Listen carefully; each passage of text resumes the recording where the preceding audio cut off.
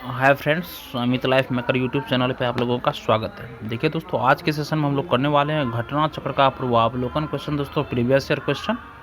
तो देखिए दोस्तों, इसमें हम मॉडर्न हिस्ट्री का क्वेश्चन डिस्कशन करवा रहे हैं। जितने भी अभी तक में एग्जाम हुए हैं दोस्तों, उन सारे क्वेश्चन का इस बुक में संकलन किया गया दोस्तों घटना चक्र में। और इनका दोस्तों अभी तक में हम 18-19 चैप्टर खत्म कर चुके हैं दोस्तों। ये अगला चैप्टर हम लोग का दोस्तों कांग्रेस में गर्म दल और नरम दल। तो देखिए दोस्तों, अब हम लोग पहले इसका थ्योरी कंप्लीट करते हैं दोस्तों। थ्योरी कंप्लीट करने के साथ अगर समय बचता है दोस्तों, तो क्वेश्चन जितने सारे क्वेश्चन पूछे गए हैं अभी तक एग्जाम में दोस्तों, सारे क्वेश्चन को इसी में दोस्तों हम लोग डिस्कशन करवा लेंगे। देखिए दोस्तों, थ्योरी हम लोग स्टार्ट करते हैं। देखिए बोल रहा है, भारत में राष्ट्रीय कांग्रेस की दिशा को महात्मा गांधी के पदार्पण के पूर्व इटली अबिसिनिया युद्ध, जिसमें इटली की औपनिवेशिक शक्ति पराजित हुई, 1899 से 1901 ईस्वी के दौरान चीन में साम्राज्यवादियों के विरुद्ध चलाए गए बॉक्सर आंदोलन। देखिए दोस्तों, याद रखिए आप लोग, 1899 से 1901 ईस्वी के दौरान चीन में साम्राज्यवादियों के विरुद्ध चलाए गए बॉक्सर आंदोलन। समाजवादियों के विरुद्ध दोस्तों 1899 से 1901 ईस्वी में चीन में बॉक्सर युद्ध चलाए गए थे दोस्तों, तथा रूस पर जापान की विजय। रूस पर जापान, रूस को भी दोस्तों उस समय में जापान ने जीत लिया था।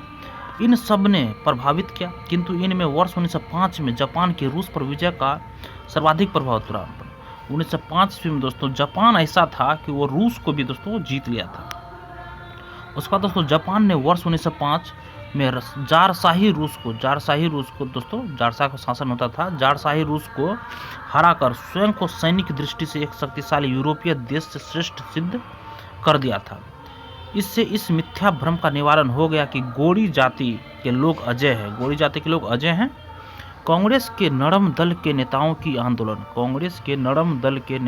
आंदोलन की प्रमुख पद्धति राम वाम बंध आंदोलन। दोस्तों देखिए, कांग्रेस के नरम दल के नेताओं की आंदोलन की पद्धति दोस्तों राजवाम बंध आंदोलन, कॉन्स्टिट्यूशनल एजिटेशन अर्थात प्रशासन में भारतीयों की भागीदारी की मांग तथा जनता में राजनीतिक जागरूकता उत्पन्न करना था दोस्तों। वहीं गरम दल के नेताओं की मुख्य मांगे अनुकूल प्रविघटन पैसिव रेसिस्टेंस पद्धति की थी। वर्ष 1907 में कांग्रेस के सूरत अधिवेशन में कांग्रेस नरमपंथी और गर्मपंथी दो अलग अलग गुटों में विभक्त हो गई। उदारवादी राजनीति। देखिए दोस्तों, 1907 ईस्वी में दोस्तों कांग्रेस के सूरत अधिवेशन में दोस्तों कांग्रेस नरमपंथी और गर्मपंथी दो अलग अलग गुटों में विभक्त हो गई थी दोस्तों। किस अधिवेशन में? तो सूरत अधिवेशन में 1907 ईस्वी में। उदारवादी राजनीति या राजनीतिक भिक्षावृत्ति के युग में अधिकांश नरमपंथी नेता थे। दादा भाई नौरोजी, फिरोज शाह मेहता, दिनसा वाचा, उमेश चंद्र बनर्जी, सुरेंद्र नाथ बनर्जी आदि शहरी क्षेत्रों से संबंधित थे दोस्तों।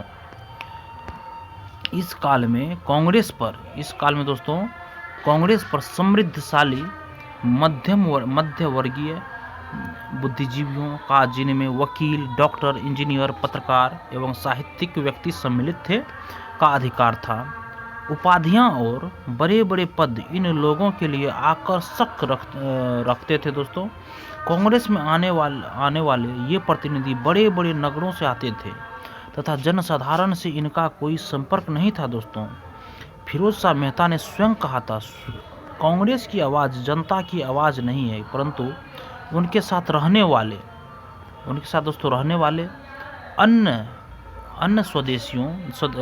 अन्य देशवासियों का यह कर्तव्य है कि वे इनकी भावनाओं को समझें और उन्हें व्यक्त करें और उनके उपचार का प्रयत्न करें दोस्तों। गोपाल कृष्ण गोखले उदारवादी खेमे से संबंधित थे दोस्तों। यह समभाव और मृदु न्यायप्रियता में विश्वास करते थे। उन्हें पूर्ण विश्वास था कि देश का पुनरुद्धार उत्तेजना के बवंडरों में नहीं हो सकता। वे साधन और साध्य दोनों की पवित्रता में विश्वास करते थे। इन्हीं विचारों से प्रभावित होकर गांधी जी उनके शिष्य बन गए। इन्होंने 1889 के इलाहाबाद कांग्रेस अधिवेशन के मंच से राजनीति में सर्वप्रथम भाग लिया दोस्तों। इन्होंने 1889 के इलाहाबाद कांग्रेस अधिवेशन के मंच से राजनीति में सर्वप्रथम भाग लिया। 1897 ईस्वी में उन्हें और वाचा को भारतीय व्यय के लिए नियुक्त वेलवी आयोग के सम्मुख साक्ष्य देने को कहा गया। वर्ष वर्ष 1902 में वह बम्बई संविधान परिषद के लिए और कालांतर में इंपीरियल लेजिस्लेटिव काउंसिल के लिए चुने गए। वर्ष 1906 के बाद भारतीय राजनीति में कांग्रेस के अंदर उग्रवादी दल के उदय के साथ साथ देश में क्रांतिकारी उग्रवादी दलों का आविर्भाव हुआ। उग्रवादी विचारधारा के चार प्रमुख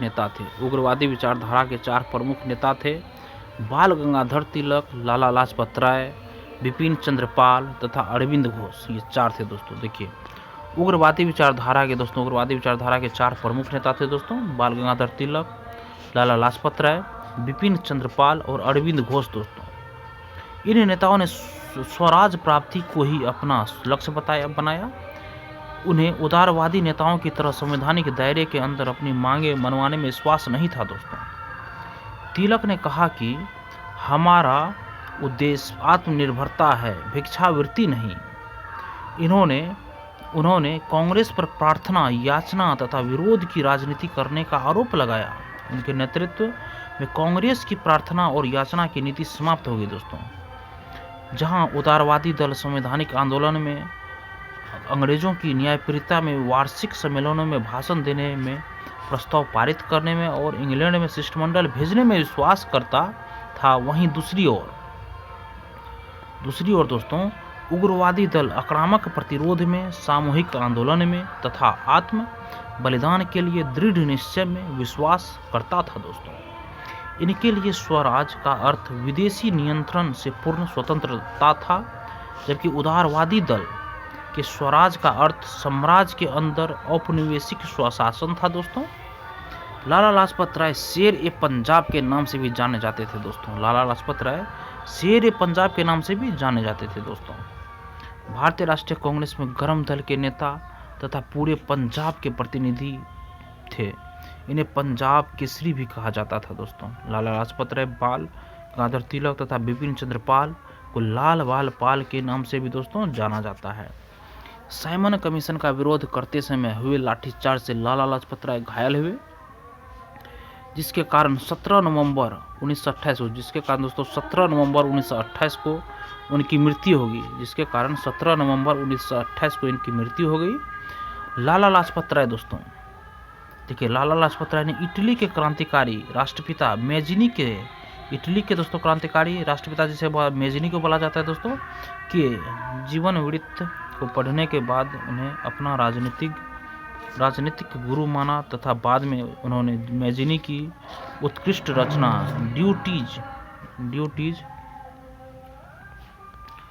ड्यूटीज ऑफ मैन का उर्दू में अनुवाद भी किया। बंगाल के विभाजन के विरोध में चलाए गए स्वदेशी आंदोलन के अरविंद घोष प्रमुख नेता थे। इस आंदोलन के अन्य प्रमुख नेता लाला लाजपत राय पंजाब, बाल गंगाधर तिलक महाराष्ट्र तथा बिपिन चंद्र पाल बंगाल के थे। लाला लाजपत राय पंजाब, बाल गंगाधर तिलक महाराष्ट्र के थे, बिपिन चंद्र पाल बंगाल के थे। तिलक सेवा और बलिदान में विश्वास करते थे और उनमें सरकार की सत्ता को चुनौती देने का साहस था।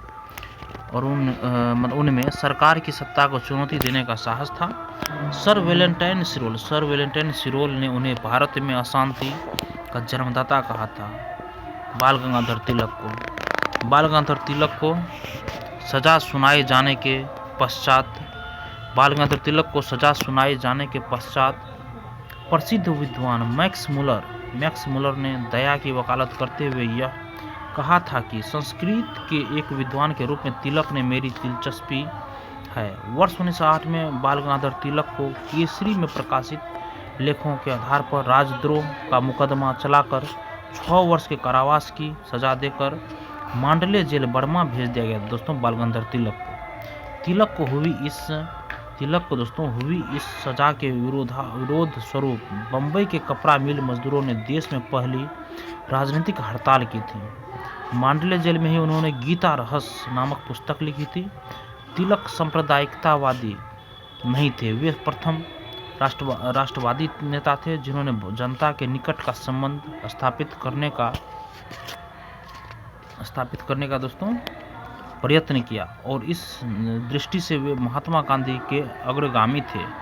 इस उद्देश्य से उन्होंने अखाड़े, लाठी क्लब, गोहत्या विरोधी सभाएं स्थापित की। उन्होंने महाराष्ट्र में शिवाजी महोत्सव तथा गणपति पर्व आरंभ किए ताकि जनता में राष्ट्र सेवा की भावना जागे। बाल गंगाधर तिलक की 1 अगस्त 1920 को हुई मृत्यु के बाद उनकी अर्थी को महात्मा गांधी के साथ मौलाना शौकत अली तथा डॉक्टर सैफुद्दीन किसलू ने उठाया। दोस्तों देखिए 1920 ईस्वी में जब 1 अगस्त 1920 को उनकी मृत्यु हुई थी दोस्तों, तो उनके अर्थी को महात्मा गांधी के साथ मौलाना शौकत अली और डॉक्टर सैफुद्दीन किसलू ने उठाया था। मौलाना हजरत मोहानी ने उस समय शोक गीत पढ़ा था दोस्तों, उस समय शोक गीत पढ़ा था। देखिए दोस्तों अब प्रश्न कोश है हम लोग का। प्रश्न है दोस्तों फर्स्ट नंबर में है, महात्मा गांधी के पदार्पण से पूर्व भारत में राष्ट्रीय आंदोलन की दिशा को निम्नलिखित में से किन राष्ट्रवादी अंतर्राष्ट्रीय घटनाओं ने प्रभावित किया था दोस्तों? तो देखिए दोस्तों ऑप्शन नंबर डी सही है, 1 2 3 4। देखिए 1898 के इटली असीबिनिया युद्ध ने, चीन के बॉक्सर आंदोलन ने, आयरलैंड के क्रांतिकारी आंदोलन ने और रूस जापान के युद्ध में जापान की विजय ने। दोस्तों देखिए भारत में राष्ट्रीय आंदोलन की दिशा को महात्मा गांधी के पदार्पण के पूर्व इटली अबिसिनिया युद्ध, जिसमें इटली की औपनिवेशिक शक्ति पराजित हुई, 1899 से 1901 के दौरान चीन में साम्राज्यवादियों के विरुद्ध चलाए गए बॉक्सर आंदोलन तथा रूस पर जापान की विजय, इन सब ने प्रभावित किया। किंतु इनमें वर्ष 1905 में जापान के रूस पर विजय का सर्वाधिक प्रभाव पड़ा। जापान ने वर्ष 1905 में जार शाही रूस को हराकर स्वयं को सैनिक दृष्टि से एक शक्तिशाली यूरोपीय देश से सर्वश्रेष्ठ सिद्ध कर दिया था। इससे यह मिथ्या भ्रम का निवारण हो गया कि गौड़ी जाति के लोग अजय हैं। 2 नंबर क्वेश्चन है दोस्तों, देखिए कांग्रेस के नरम दल के नेताओं के आंदोलन की पद्धति क्या थी दोस्तों? तो राजा वामबंद आंदोलन। दोस्तों राजा वामबंद आंदोलन।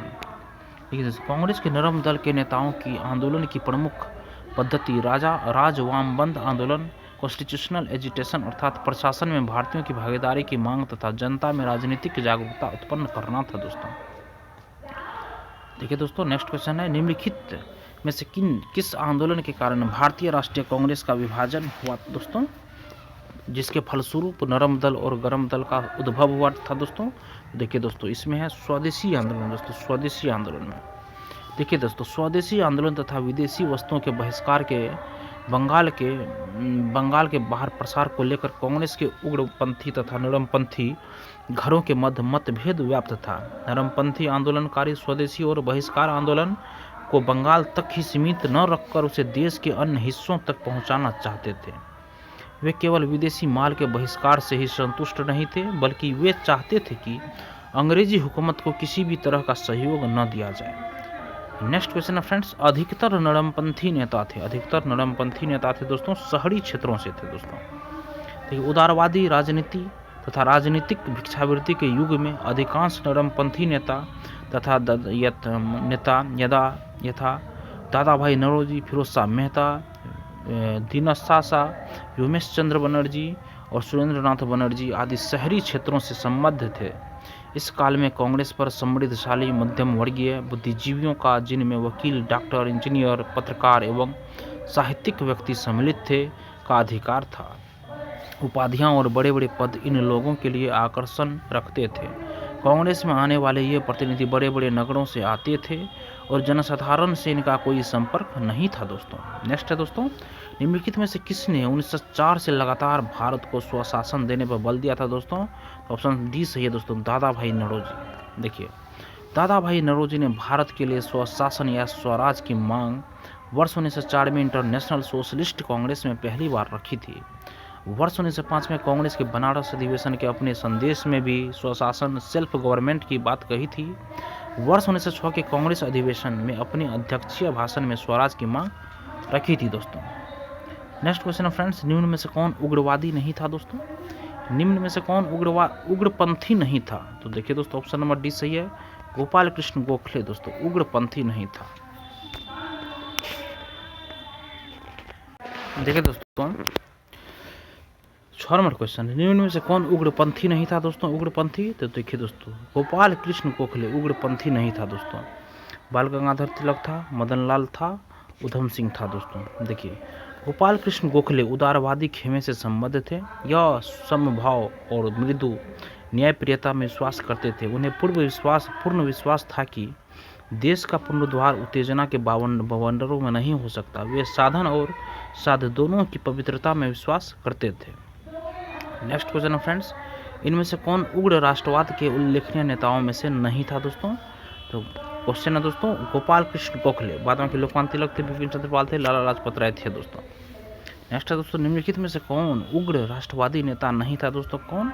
तो देखिए दोस्तों, जीके गोखले दोस्तों उग्र राष्ट्रवादी नेता नहीं था। बाद में बिपिन चंद्र पाल था, लाला लाजपत राय थे और बीजी तिलक थे दोस्तों। नेक्स्ट क्वेश्चन फ्रेंड्स, किसने भारतीय राष्ट्रीय कांग्रेस पर प्रार्थना, याचना तथा विरोध की राजनीति करने का आरोप लगाया था दोस्तों? ऑप्शन नंबर 20 सही है दोस्तों, बाल गंगाधर तिलक दोस्तों, बाल गंगाधर तिलक। नेक्स्ट दोस्तों, वर्ष 1906 के बाद भारतीय राजनीति में कांग्रेस के अंदर उग्रवादी दल के उदय के साथ साथ देश में क्रांतिकारी उग्रवादी दलों का आविर्भाव हुआ। उग्रवादी विचारधारा के 4 प्रमुख नेता थे दोस्तों, बाल गंगाधर तिलक, लाला लाजपत राय, बिपिन चंद्र पाल तथा अरविंद घोष। इन नेताओं ने स्वराज प्राप्ति को ही अपना लक्ष्य बनाया। उन्हें उदारवादी नेताओं की तरह संवैधानिक दायरे के अंदर अपनी मांगें मनवाने में विश्वास नहीं था। तिलक ने कहा कि हमारा उद्देश्य आत्मनिर्भरता है, भिक्षावृत्ति नहीं। उन्होंने कांग्रेस पर प्रार्थना, याचना तथा विरोध की राजनीति करने का आरोप लगाया दोस्तों। नेक्स्ट क्वेश्चन है फ्रेंड्स, किसने भारतीय राष्ट्रीय कांग्रेस के विरुद्ध अनुनय, विनय और विरोध की राजनीति का दोष लगाया था दोस्तों? तो बाल गंगाधर तिलक दोस्तों, बाल गंगाधर तिलक।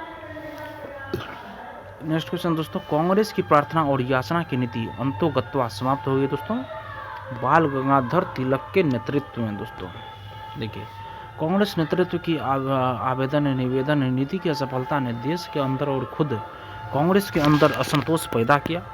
ब्रिटिश सरकार द्वारा लगातार कांग्रेस के प्रति अपनाई जाने वाली उपेक्षापूर्ण नीति ने कांग्रेस के युवा नेताओं जैसे बाल गंगाधर तिलक, लाला लाजपत राय व बिपिन चंद्र पाल को अंदर से आंदोलित किया। इन युवा नेताओं ने उदारवादी नेताओं की राजनीतिक भिक्षावृत्ति में कोई विश्वास नहीं जताया।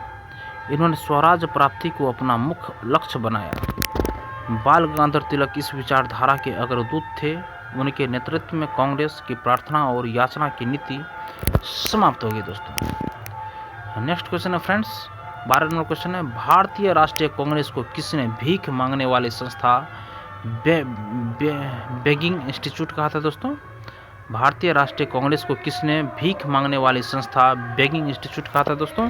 तो तिलक ने दोस्तों कहा था, तिलक ने। देखिए, उग्र विचारधारा वाले नेताओं ने कांग्रेस के बारे में नकारात्मक टिप्पणियां की, जिनमें से एक बाल गंगाधर तिलक ने भारतीय राष्ट्रीय कांग्रेस को याचना संस्था बेगिंग इंस्टीट्यूट की संज्ञा दी दोस्तों। नेक्स्ट दोस्तों, भारतीय राष्ट्रीय आंदोलन गर्मपंथियों के प्रभावाधीन आया दोस्तों। कब आया? 1906 के बाद आया दोस्तों, 1906 के बाद आया।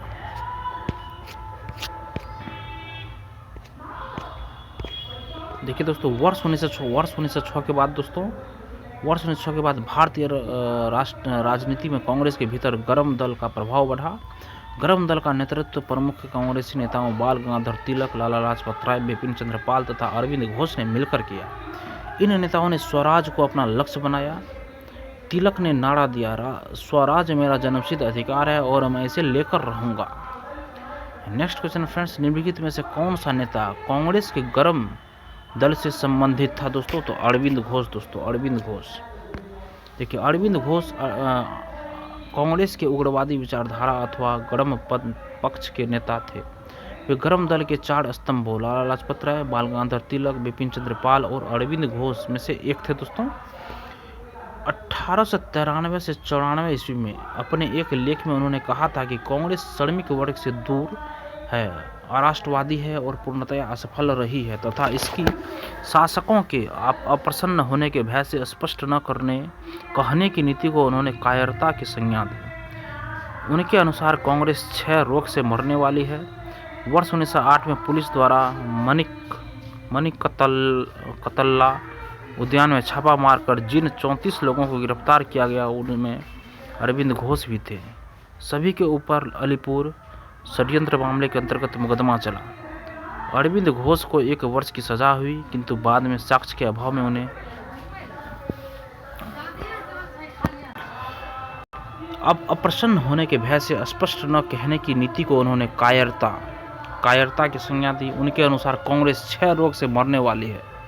वर्ष 1908 में पुलिस द्वारा मणिकतल्ला उद्यान में छापा मारकर जिन 34 लोगों को गिरफ्तार किया गया उनमें अरविंद घोष भी थे।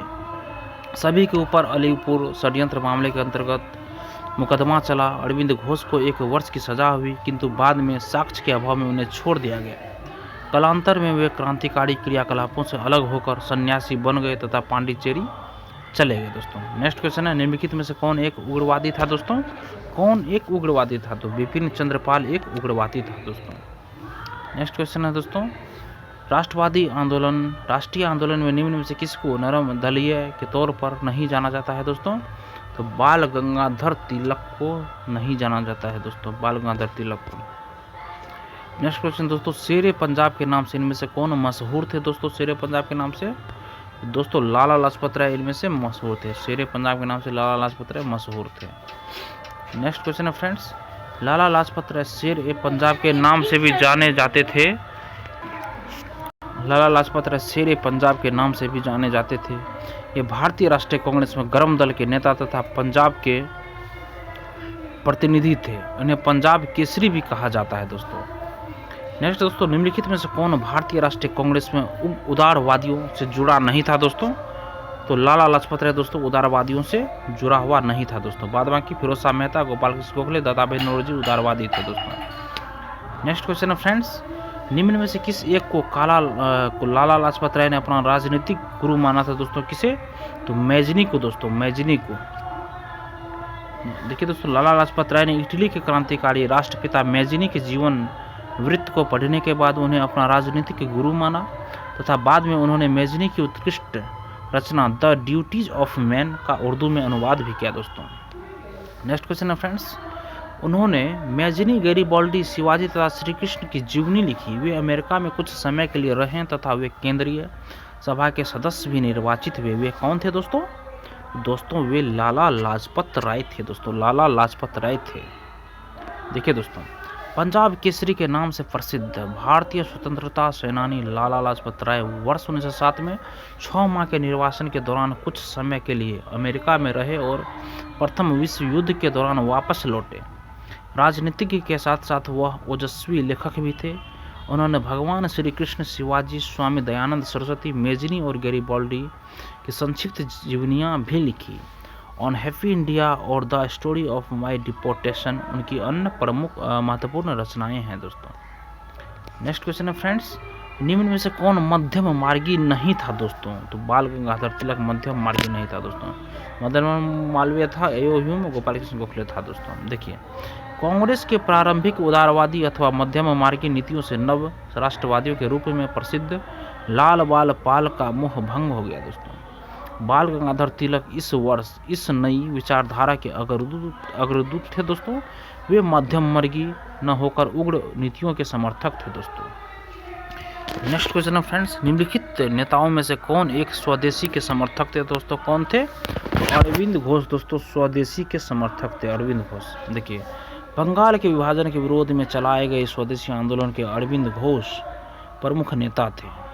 इस आंदोलन के अन्य प्रमुख नेता लाला लाजपत राय पंजाब के, बाल गंगाधर तिलक महाराष्ट्र के तथा बिपिन चंद्रपाल दोस्तों बंगाल के थे।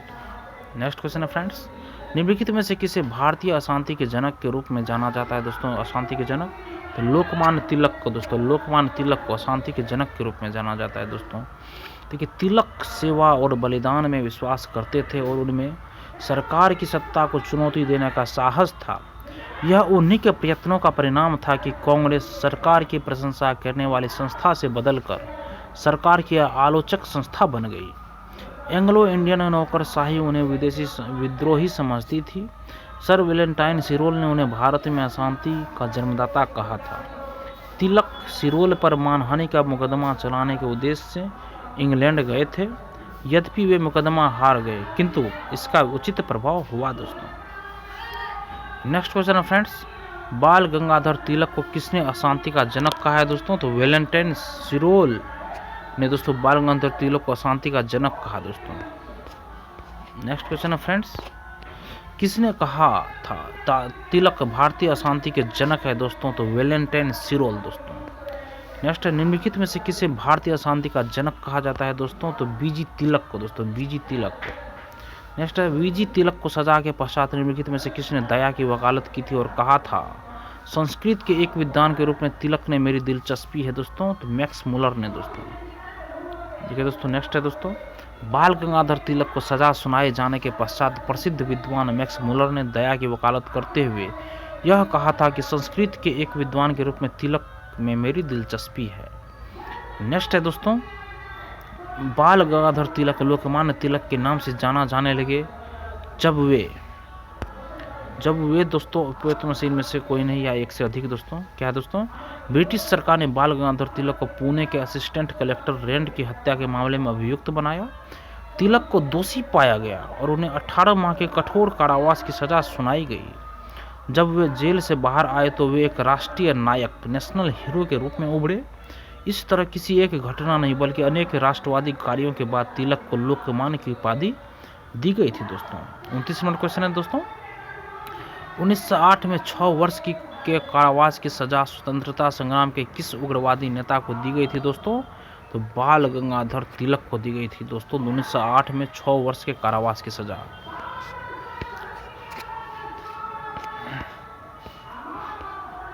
देखिए दोस्तों, वर्ष 1908 में बाल गंगाधर तिलक को केसरी में प्रकाशित लेखों के आधार पर राजद्रोह का मुकदमा चलाकर 6 वर्ष के कारावास की सजा देकर मांडले जेल बर्मा भेज दिया गया दोस्तों। नेक्स्ट क्वेश्चन है फ्रेंड्स, 1908 में बाल गंगाधर तिलक को जेल हुई थी दोस्तों कितने वर्षों के लिए? तो 6 वर्षों के लिए दोस्तों जेल हुई थी। नेक्स्ट क्वेश्चन है फ्रेंड्स, भारत के स्वतंत्रता आंदोलन के प्रारंभिक दौर में उग्रवादी विचारधारा को निम्नलिखित में से कौन सा एक निरूपित करता है दोस्तों? तो देखिए दोस्तों, इसका ऑप्शन नंबर 20 सही है दोस्तों। संवैधानिक साधनों एवं याचिकाओं के स्थान पर आक्रामक साधनों से स्वशासन प्राप्त करना दोस्तों, यही ऑप्शन इसका सही है मित्रों। देखिए दोस्तों, जहां उदारवादी दल संवैधानिक आंदोलन में अंग्रेजों की न्यायप्रियता में, वार्षिक सम्मेलनों में भाषण देने में, प्रस्ताव पारित करने में और इंग्लैंड में शिष्टमंडल भेजने में विश्वास करता था, वहीं दूसरी ओर उग्रवादी दल आक्रामक प्रतिरोध में, सामूहिक आंदोलन में तथा आत्म बलिदान के लिए दृढ़ निश्चय में विश्वास करता था। इनके लिए स्वराज का अर्थ विदेशी नियंत्रण से पूर्ण स्वतंत्रता थी, जबकि उदारवादी दल के स्वराज का अर्थ साम्राज्य के अंदर और औपनिवेशिक स्वशासन था दोस्तों। नेक्स्ट क्वेश्चन है फ्रेंड्स, भारतीय मुसलमान समान रूप से उग्रवादी आंदोलन की ओर आकर्षित नहीं हुए, इसका कारण क्या था दोस्तों? उग्रवादियों की हिंदू अतीत का राग अलापने की नीति दोस्तों। देखिए दोस्तों, भारतीय मुसलमान समान रूप से उग्रवादी आंदोलन की ओर आकर्षित नहीं हुए क्योंकि उग्रवादी नेता हिंदू अतीत को वापस लाने की बात करते थे। अरविंद घोष ने कहा, स्वतंत्रता हमारे जीवन का उद्देश्य है और हिंदू धर्म ही हमारे इस उद्देश्य की पूर्ति करेगा। राष्ट्रीयता एक धर्म है और यह वह ईश्वर की देन है दोस्तों। नेक्स्ट है दोस्तों, कथन और कारण है दोस्तों। देखिए कथन है, पढ़िए। बाल गंगाधर तिलक सांप्रदायिकतावादी थे और कारण है दोस्तों, उन्होंने धर्म का राजनीतिक अस्त्र के रूप में प्रयोग किया दोस्तों। तो ऑप्शन नंबर देखिए डी दोस्तों, ये गलत है, परंतु दोस्तों आर सही है दोस्तों। ये सांप्रदायिकतावादी नहीं थे दोस्तों और कारण सही है दोस्तों, उन्होंने धर्म का राजनीतिक अस्त्र के रूप में प्रयोग किया। देखिए दोस्तों, इसका डिटेल्स में सोल्यूशन है। प्रश्नगत कथन और कारण में ए गलत है किंतु आर सही है। तिलक सांप्रदायिकतावादी नहीं थे, वे प्रथम राष्ट्रवादी नेता थे जिन्होंने जनता से निकट का संबंध स्थापित करने का प्रयत्न किया और इस दृष्टि से वे महात्मा गांधी के अग्रगामी थे। इस उद्देश्य से उन्होंने अखाड़े, लाठी क्लब, गो हत्या विरोधी सभाएं स्थापित की। उन्होंने महाराष्ट्र में शिवाजी महोत्सव तथा गणपति पर्व आरंभ किए ताकि जनता में राष्ट्र सेवा की भावना जागे। इस प्रकार उन्होंने धर्म का राजनीतिक अस्त्र के रूप में तो प्रयोग किया, परंतु इसका उद्देश्य सांप्रदायिकतावादी नहीं बल्कि जन जागरण था दोस्तों। नेक्स्ट क्वेश्चन फ्रेंड्स, महाराष्ट्र में गणपति पर्व का श्री गणेश किसने किया था दोस्तों? तो बाल गंगाधर तिलक ने दोस्तों किया था, बाल गंगाधर तिलक ने। नेक्स्ट क्वेश्चन फ्रेंड्स, निम्नलिखित में से किसने महाराष्ट्र के गणपति उत्सव का ऐसा कायाकल्प किया कि वह एक राष्ट्रीय उत्सव हो गया और उसका स्वरूप राजनीतिक हो गया दोस्तों? तो बाल गंगाधर तिलक दोस्तों। नेक्स्ट क्वेश्चन है फ्रेंड्स, और हमारे सेशन का आखिरी क्वेश्चन है दोस्तों। देखिए, महात्मा गांधी के साथ निम्न मुसलमानों में से किसने बाल गंगाधर तिलक की अर्थी उठाई थी दोस्तों? तो देखिए, ये दोस्तों शौकत अली ने उठाया था दोस्तों, शौकत अली। देखिए, बाल गंगाधर तिलक की 1 अगस्त 1920 को हुई मृत्यु के बाद उनका अर्थी को महात्मा गांधी के साथ मौलाना शौकत अली तथा डॉक्टर सैफुद्दीन किचलू ने उठाया था। मौलाना हसरत मोहानी ने उस समय शोक गीत पढ़ा था दोस्तों। तो देखिए दोस्तों, हमारे इस सेशन का गरम दल और नरम दल का दोस्तों क्वेश्चन पूरा खत्म हो गया दोस्तों, थ्योरी सहित कंप्लीट कर लिए दोस्तों। वीडियो देखने के लिए धन्यवाद दोस्तों। अगर आपको यह वीडियो पसंद आई हो दोस्तों तो वीडियो को लाइक ज़रूर कीजिए और किसी एक ग्रुप में दोस्तों इस वीडियो को शेयर कीजिए। वीडियो देखने के लिए धन्यवाद दोस्तों, आपका दिन शुभ हो।